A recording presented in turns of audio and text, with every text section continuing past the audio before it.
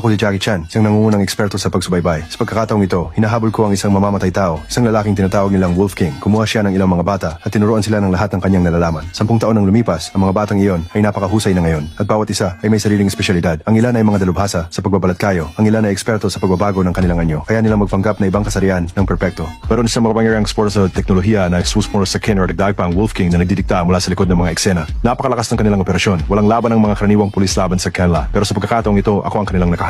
Matapos masundan ang bakas ng Wolf King, nagpadala ako ng babaeng opisyal para subaybayan siya. Mukhang natural naman ang kanyang pagkukunwari. Pero nang mag-cruise ang kanilang landas, 1 minuto ang nakalipas. Nahuli na siya. Sa kabutihang palad, nakita ko ang buong pangyayari habang nagsasara ang mga pinto ng elevator. Nakarating ako sa tamang oras at napigilan ng isang trahedya. Nang makarating ang elevator sa itaas na palapag, hindi agad umalis ang Wolf King. Patuloy niya kaming pinagmamasdan. Para hindi mabunyag ang aming pagkakakilanlan, pinapanggap ko ang babaeng opisyal na kunin ang isang pakete habang mabilis kong binuksan ang kandado.